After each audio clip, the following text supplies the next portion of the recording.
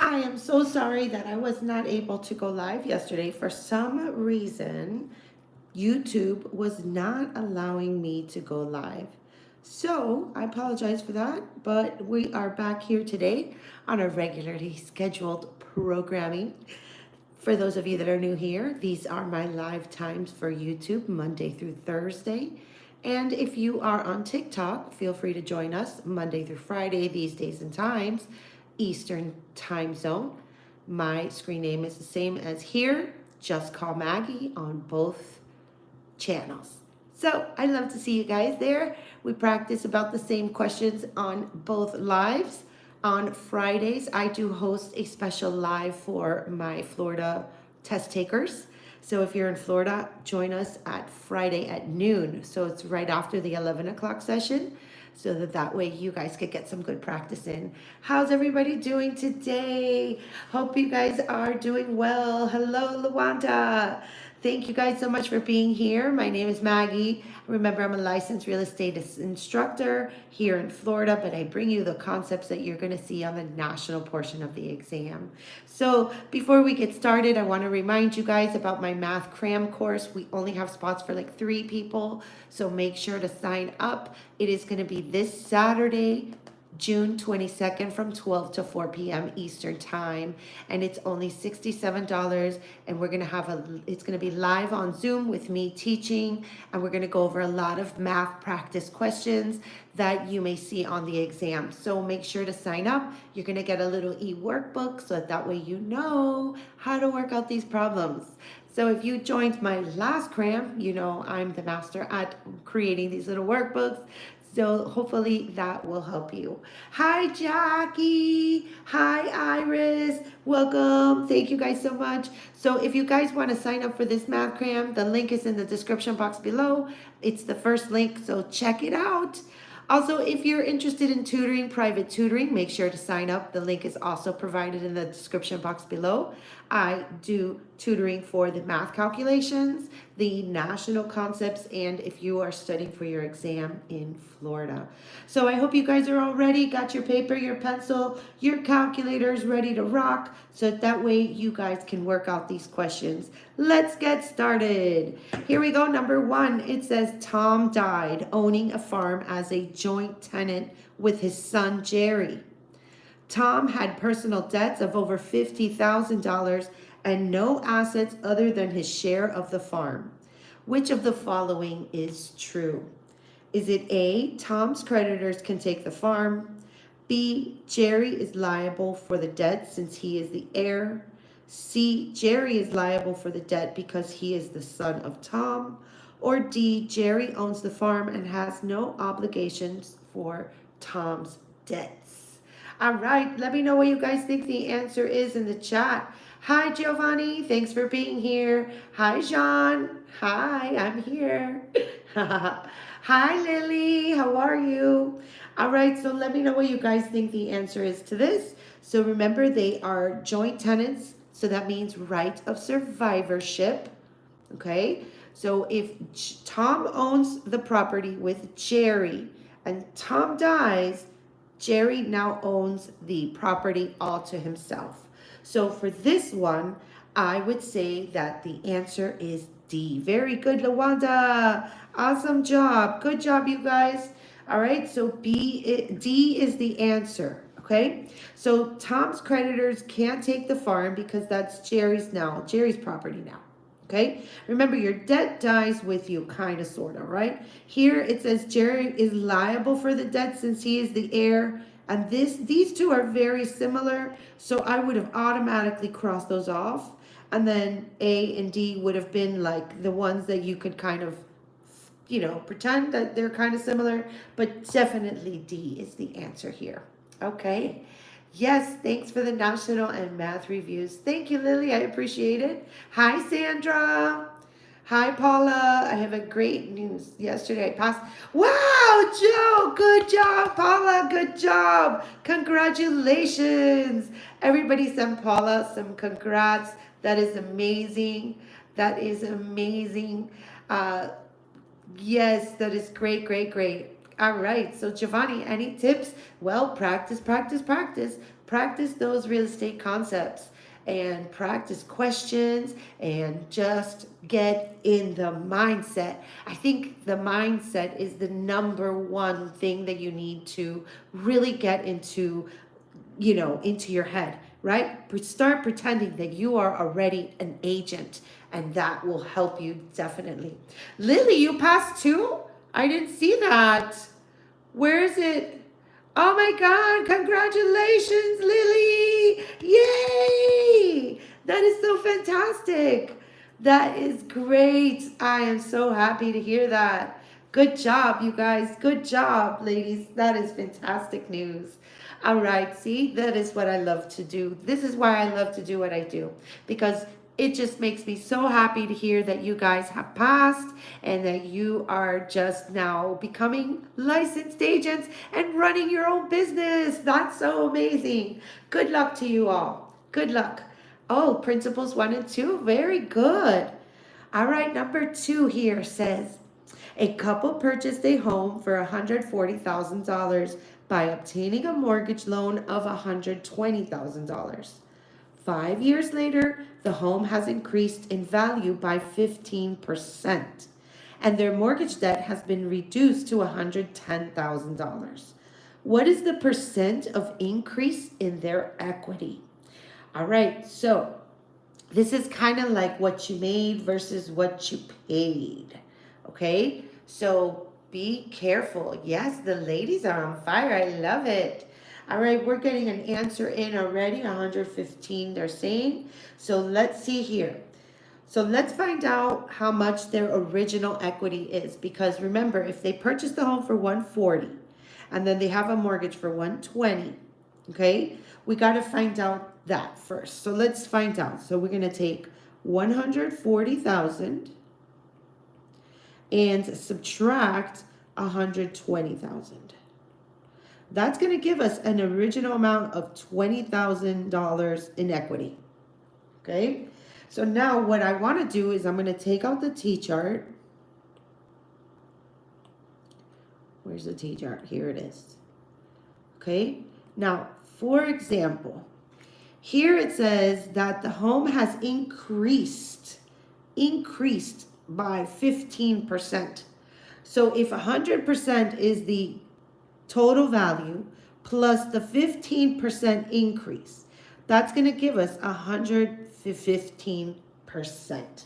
So I'm going to go and put this here in the rate column, 115%. Let's convert that. So 115 divided by 100 is going to leave us with 1.15.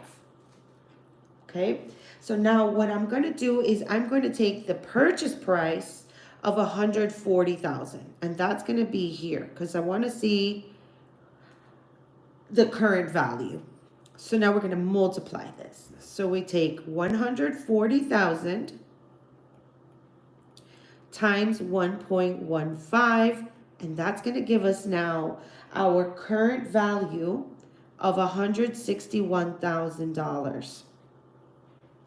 Now we can take their current mortgage amount of 110. Okay, there's a lot of moving parts here.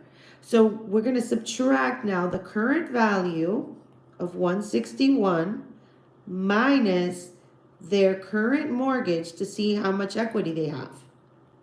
So that is going to leave us with $51,000 of current equity. So now we have the current equity and the old equity. So that's what we need. Okay? So now I'm going to change, I'm going to find the difference. So it's what you made versus what you paid. So 51,000 minus 20,000, and then we're going to divide it all by the original amount of equity of 20,000. All right. Hi, Escar. So now that is going to equal 31,000 over 20,000, which is going to equal 1.55. Now remember, we have to multiply this by 100 still.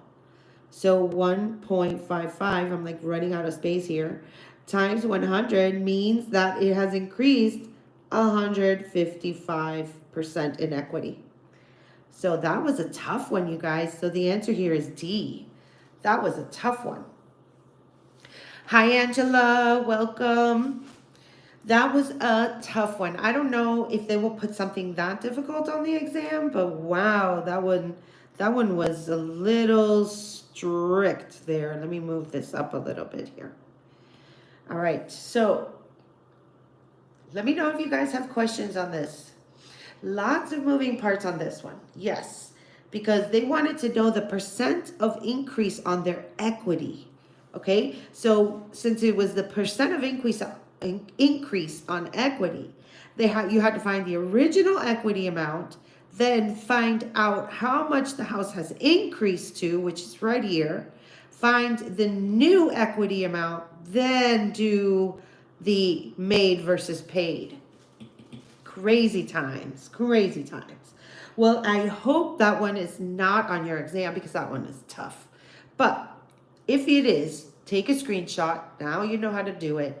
And just work out the steps, just like a little dance. Okay? All right. Excellent job. All right, let's look at this one. Number 3. A real estate transaction is set to close on June 12th, and the day of closing belongs to the seller. The monthly rental payment for the property is $1,500. The tenant has already paid the seller their rent for the entire month. How much does the seller need to credit the buyer at closing? Okay, are we going to be doing damn or dams here, ladies and gentlemen? Damn or dams? Drop it in the chat. Let me know. Damn or dams? We got to do one or the other. We're talking about a rental income here. So let me know what you guys think. We are talking about monthly rental payment. Are we doing dam or dams?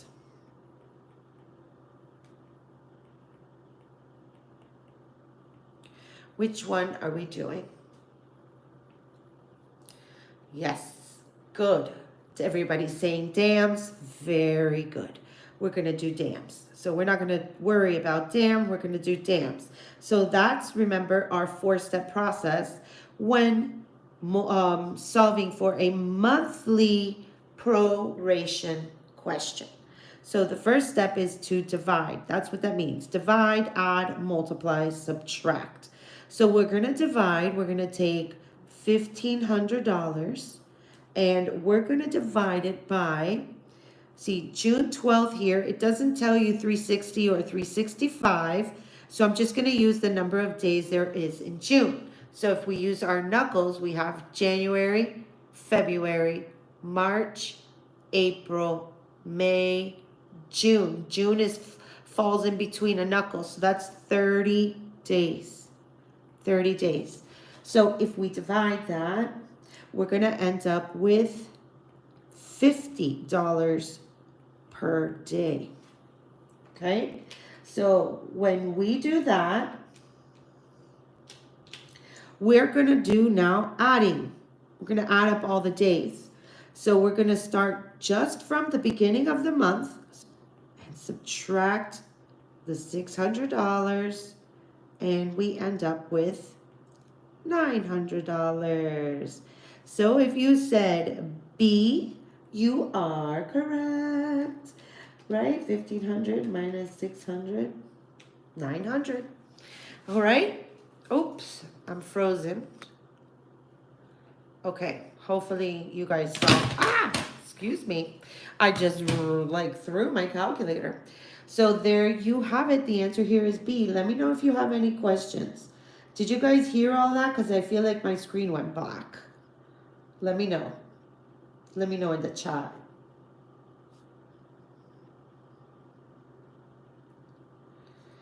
So,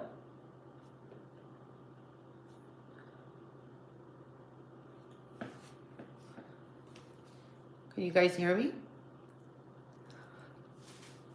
Don't forget to smash that like button if you guys are enjoying this video. Screen is black.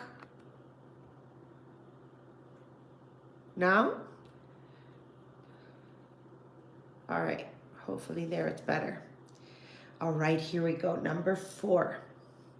Number 4 says a meets and bounds legal description is A, can be created only for areas. Yes, as car, very good.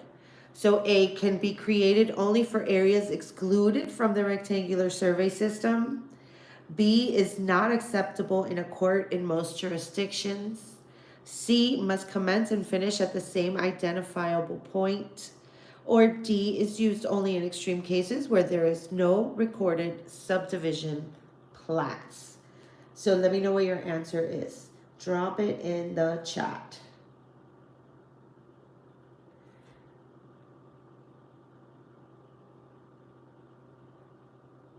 Let me know what you think.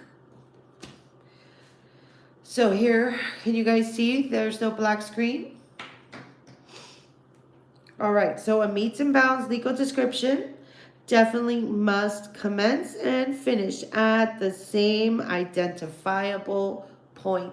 So the answer here is C. Very good, you guys. Marco, can I please repeat which one? Number 3? Well, all right, so that is a very good question. So remember, when you're talking about meets and bounds, you have a property, right? It's always going to start at what's called a point of beginning.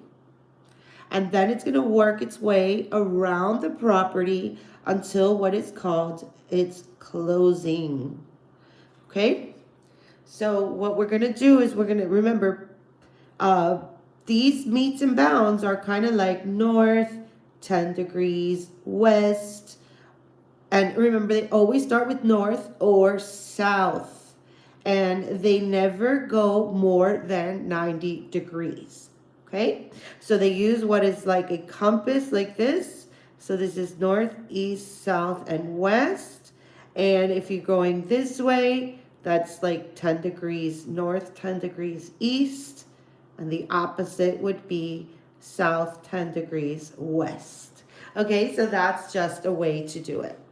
All right, number 5. It says a developer purchases unimproved property to build a new subdivision. The land is $3,542.45 per acre. Here is the legal description of the property purchased. The northwest quarter of the southeast quarter of section 26. How much money did the developer pay in total for the property? Okay, Marco, number 3, that's just DAM's method. It is for prorating of a monthly rental. I will go back to it so that you can take a screenshot after we work out this question. All right, so let's see here. What can we do with this question? Remember, we're talking about a section, and it was paid $3,542.45 for every acre. So they want to know how much did they pay in total for this property. So let's do our little conversion. Remember, one section equals 640 acres. So since we know that one section, and we're talking about section 26 here, this number here really doesn't matter. It could be section 1, section 4, section 8. It doesn't really matter. It just know when you're dealing with sections, you got to deal with this number 640. So we're going to take 640 and we are going to divide it by this bottom number first, 4. That leaves us 160 acres. Then we're going to take that 160 acre and we're going to divide it by this 4. So that means now we're working with total 40 acres. So if we have 40 acres and they each cost $3,542.45, let's just multiply them. So you're going to get $3,542.45 times 40 acres. So when we multiply that, we end up with $141,698. So the answer to this one is B as in boy. B as in boy. Very good, you guys. Love it. Very, very good. Oh, I had it worked out there. Okay. Nice work. Nice work. All right, so let me know if you guys have questions on this. This is a very common type of question that you may see on the exam. So make sure to know how to work these. All right, Marco, check it out. Here's number 3. So remember, since we're doing monthly rent, we're going to do the DAMS method. And you're going to divide by the number of days there is in June. So it's going to be $1,500 a month by 30 days. That's $50 a day to live in that rental for that month. And then since the owner only owned the property till June 12th, from June 1 to June 12th, it's only 12 days for that month. So then you're going to multiply these two, and the seller gets to keep $600. So therefore, the seller has to credit the buyer $900 because the buyer is now going to be the new owner from June 13 till the end of the month, right? Or then the rest of the year, or until he sells it. So that's how that works, okay? All right, hopefully you got a good screenshot of it. Don't forget to sign up for my math cram. We're going to definitely be going over proration questions and area questions and equity questions and percentage calculations. We're going to be doing so many of those questions. You're going to get a little workbook. It's coming out so cute. Wait till you see it. So sign up. It's Saturday, June 22nd. The link is in the description box below from 12 to 4 p.m. Eastern time. And it's going to be live on Zoom, and we're going to have practice questions and all of these math information stuff. So check it out, $67. I only need 3 more people, so sign up if you can. Remember, space is definitely limited here. All right, so make sure to sign up if you're still struggling with the math, or if you just want to perfect the math. I mean, why wouldn't you? Today I got a email from somebody that said that they missed by 3 points because they didn't know the math. Hello, they got 0 out of the math, and they could have totally passed if they just got those 5 questions right, or maybe even 4 questions out of the 5 in math, they would have passed. So don't just go with like, oh, there's so little bit of math. Well, you know why? Because there's a lot of other questions on the exam that are very hard. And if you could just grasp a couple concepts of the math, you may be able to pass on your first try. So make sure to sign up so that way you can perfect your math skills. Also, don't forget about my e-workbook bundles. If you prefer to work alone, we do have 2 volumes of these awesome workbooks. They come each with 100 math practice questions, and you can get it today with this promo code, $5 off, VIP5. The link is in the description box below. So make sure to grab your bundle today. All right. Here we go. Number 6. It says, a buyer purchased a property for $165,000. A lending institution loaned the buyer 80% of the purchase price and charged a discount of 3 points. What is the amount of the discount paid? Now, these are definitely going to be on the national portion. Things like this are definitely going to be on there. So let's learn how to do these once and for all.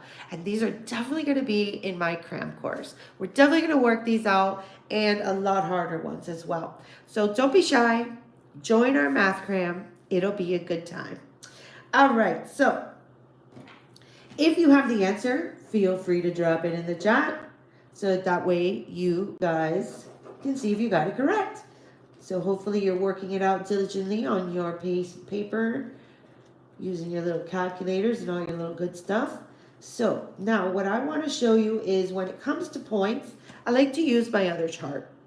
Okay, I like to use this chart when it comes down to solving for points. Why do I like to use this chart? Because I know that right here, is times points. Okay? So what I'm going to do is I'm going to put the purchase price of the property. That's our sales price. So that's going to go right here, 165,000. The connection is bad. Is the connection bad, y'all? Oh, Lawanda, that's your mom's birthday. Yay. Oh, regarding my cram course, if you do sign up and you're not able to attend or you have to leave early or what have you, you're still going to get the recording of the class, okay? So that way you don't miss out. All right? So let me erase this. So this here would be times points. All right, so now, if it says the lending institution loaned the buyer 80%, that's the loan percent, that goes here. Remember that for points, I need to find the loan amount. Now look at this, what it says. 80% of means multiply. The purchase price is 165. So 165,000 times 0.8, because remember 80% in decimal is 0.8. So 165,000, that's going to equal a loan amount of $132,000. So that's going to go right here. And now my points, it says 3 points. So 3 points is 3%. So now I know to just multiply 132,000 times 3% in decimal. So what does that equal? That's going to equal $3,960. So the answer here is D. Very good, you guys. If you got that, you are on the way to greatness. You are on the way to greatness. Y'all, let's see if we can put a thumbs up on this video. If you're enjoying it and getting any value, please make sure to like this video and put that thumbs up. So, all right. Good job. Let me know if you guys have questions. Remember, there's going to be questions like this on the exam. So, for example, they may ask, what is the total amount due at closing from the buyer? Well, then you would have to charge the points. You would have to put the points. Okay? You could charge the points, and then you would have to find the down payment, which would be 20%. Okay? Marco, yes, you can definitely use the T-chart. I'll show you now how to use it doing the T-chart.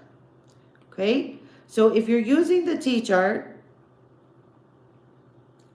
you would definitely do it like this. So you would put the purchase price of 165 here and 80% here.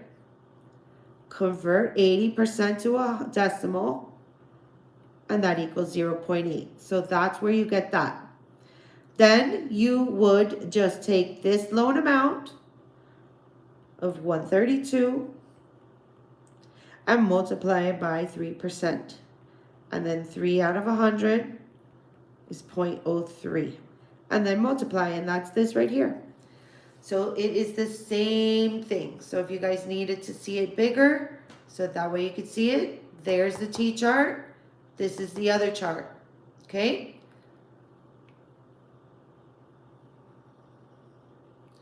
Why is the connection bad? How about now? I don't understand why it's doing that. YouTube has been horrible. Like yesterday was horrible. I couldn't even get in. It was going around like this in circles and circles and circles. I was literally here waiting like 20 minutes to try and get on.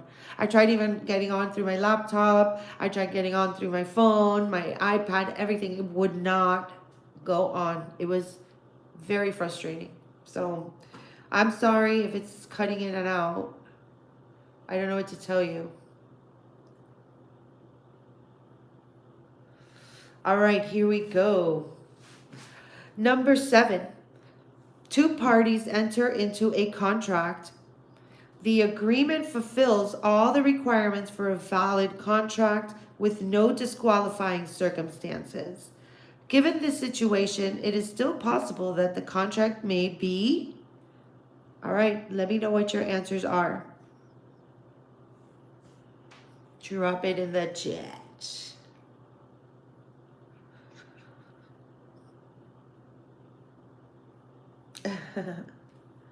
That's cute. Lawanda, my mom is a Gemini too. Her birthday was last week. But she's like Gemini Cancer, your mama. All right, so A, people are saying A here. Well, so let's read what it says. Two parties enter into a contract. The agreement fulfills all the requirements for a valid contract, okay? So if it's a valid contract, it can't be void, which means it can't be illegal, right? Because if it's illegal, that means it's void, period. And it says with no disqualifying circumstances. So that means if they're valid, they have mutual, they have a meeting of the minds, which means they're competent parties. So if they're competent parties, that means they are of sound mind. So they're not minors. So then that means voidable is out as well, which leaves me with unenforceable. Because although it could be a valid contract, remember, if it's not in writing, it will not be enforceable. It could still be a valid contract if it's not in writing, but if it's not in writing, it will not be enforceable due to the statute of frauds. Okay? That's got to be the end of. So you're fine, Brandon? Are you hearing everything? Thank you. All right, very good. So don't forget that. Remember, even if it's a valid contract, it could still be unenforceable because it's not in writing. This is due to the statute of frauds. Okay, so you need to remember that statute of frauds, which wants everything, the contracts to be in writing to be enforceable in a court of law. This is not to be confused with statute of limitations. Not to be confused. Statute of limitations is basically the amount of time that you're given to report something. Okay, so it's just a time amount, a time constriction. It's the limit of time that you have to report a crime or tell on somebody, whatever it is, file a paper. So that's what that is, okay? Statute of limitations, not to be confused with statute of frauds. All right, good. Okay, number 8. Which of the following is regarded as real property? A, growing crops that have been mortgaged. B, crops that have been sold but have not been harvested. C, riparian rights. Or D, trade fixtures. Okay, let me know what you guys think. Drop it in the chat. You know what? I'm going to get me a seltzer water. So let me know what you guys think.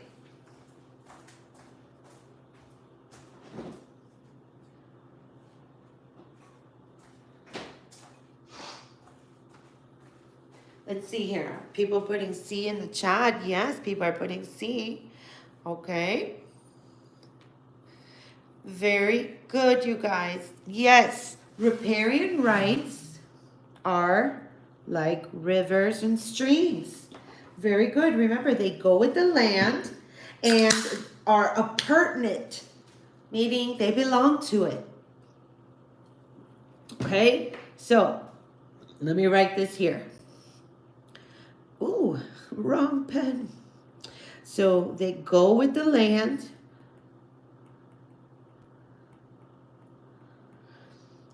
and they are appurtenant. Let me see, how do I spell this? Appurtenant, or belonging to.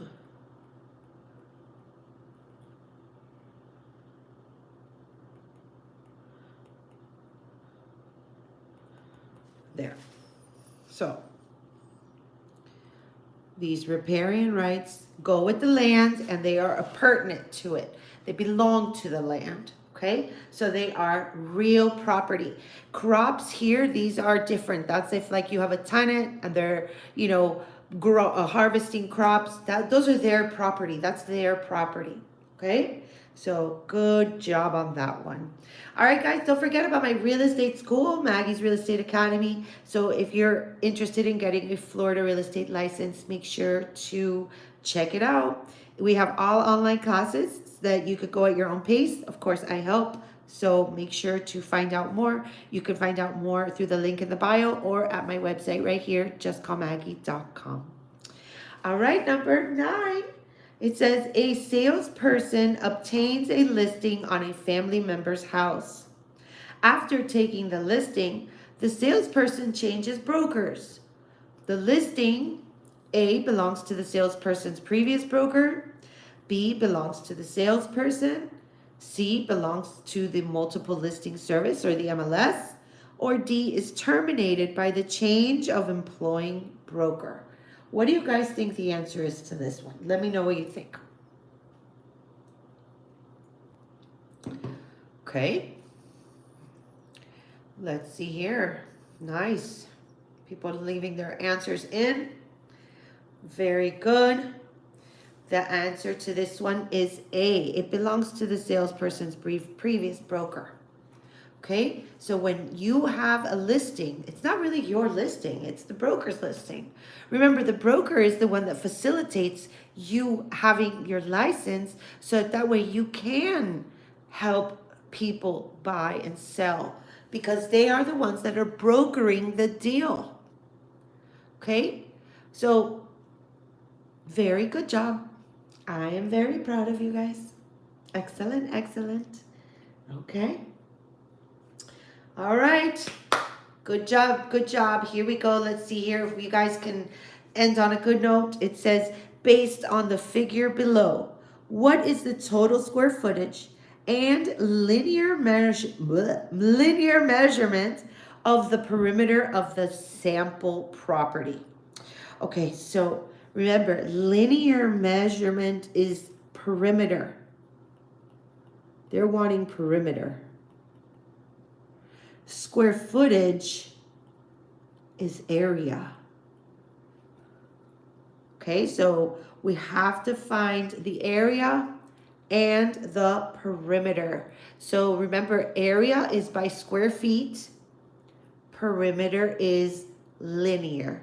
And perimeter has a T in it. So the way I remember perimeter is you're going to just add up all the sides. Okay, so that's a different one. Sandra, that's a question?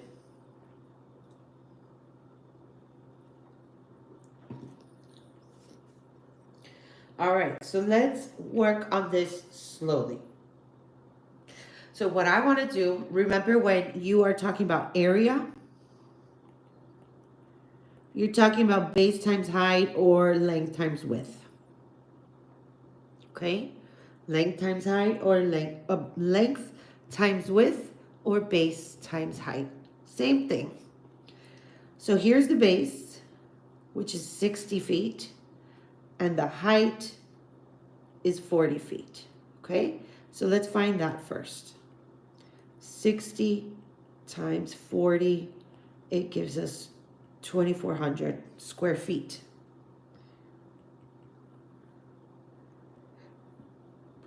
But there's like a little dot here, so I can't really say this whole thing is 2,400. There's this little box here that is not a part of the whole entire thing. So what I have to do is find the area of this little box, which is just going to be 10 times 5. So 10 times 5, it gives me 50 square feet. So now what I could do is just subtract, and I could find the whole area of the shaded region. So 2,400 minus 50 is going to leave us at 2,350 square feet. So right now I'm at B or D. So I could cross out A and C. Okay? So that's one answer. Now we're going to have to find the perimeter of this, which means all we're going to do is just add up all the sides. So here's a side, here's a side, here's a side. This is 5, this is 10. So that means this is going to be 5. This here is going to be 40. But what about this? Well, if this whole entire thing is 60, that means that from here to here is 20. Then here to here is 10. That means we already got 30 feet here. So that leaves me here 30 feet. So now all we're going to do is just add up all those numbers. So we're going to take 60. So we got 60 plus 40 plus 20 plus 5 plus 10 plus 5 plus 30 plus 40. Add those all together and we end up with 210 feet. Not square feet, not anything else, just linear feet. And that's how you would find this for, you know, fencing and stuff like that. So the answer here is B. That makes you sick. Ah, Sandra. That's funny. I love it. See, I always loved math as a kid. So like to me, math was like always fun. It was like a challenge. It was because it's always, there's a law for everything. There's a rule for everything. Unlike, well, like English where you can write something and it could be written 50,000 different ways. That to me was horrible. But this, since it's very consistent, strict, all the rules, it's awesome. Okay? The second part was confusing, Askar. The perimeter. What part? Are you talking about like finding this stuff here? These measurements? Because remember when you're measuring or finding the perimeter of something, it's perimeter is used for like fencing. So like if you have a backyard, let's say you have a lot and here's your house and you want to put a fence from here all the way around like this. You would have to find the linear feet. So you would have to measure here. Let's say that's 5 feet. Then here would be like 10 feet. This here would be like 75 feet. Here 10, right? And then 5. That would be how you would find for a fence. Or, for example, I don't know, look at the baseboards on the floor of your home. Okay, like where you have the wall and the floor, there's a baseboard that goes from the wall to the floor. That's also measured in linear measurements, linear feet. Okay, because it goes around the perimeter of a home. Okay, so perimeter is just adding up all sides of a figure, whereas area is just multiplying area and base and height. Okay, so hopefully that helps you. If not, sign up for my math cram because we're definitely going to be going over that fun stuff on there. So check it out. The on Zoom, interactive. We're going to network in there. We're going to have all kinds of fun and talk and questions. So make sure to sign up. The link is the first link in the description box. $67. So that's awesome. Oh, awesome, Ms. You did. Awesome. Good. Also, if you have any questions or like to work on your own, make sure to check out our e-math workbook bundles where you could get $5 off using this promo code VIP5 right here, $5 off. and it could be yours for that awesome price. And you get the bundle, you get the both workbooks. So it'd be great. So check it out. The link is there. It'll get emailed to you. So if you do purchase the bundle workbooks, it will end up, it will end up in your spam or junk folder, okay? So make sure to check it out. Sorry guys, it went black again, I'm sure. Also, if you're interested in tutoring and need a little extra tutoring, make sure to check out my tutoring services in the link in the description box below. You could sign up if you're needing any help with the math calculations, the national portion of the exam. And if you are in Florida, this is a really good way to iron out any of your little kinks that you have, so that way you can go in there feeling 100% confident and pass your exam. So check it out. The link is down below. And my Florida real estate school, Maggie's Real Estate Academy, where you could go at your own pace, and you have me to help you, guide you all the way through to the state exam. So make sure to sign up if you're interested in getting a Florida license. All right, guys, here's your quote for today. It says, self-belief and hard work will always earn you success. So make sure to believe in yourself. That is the #1 key goal here. If anyone has not been listening to Bob Proctor, I really urge you to start listening, so that way you can start manifesting wonderful, positive things in your life.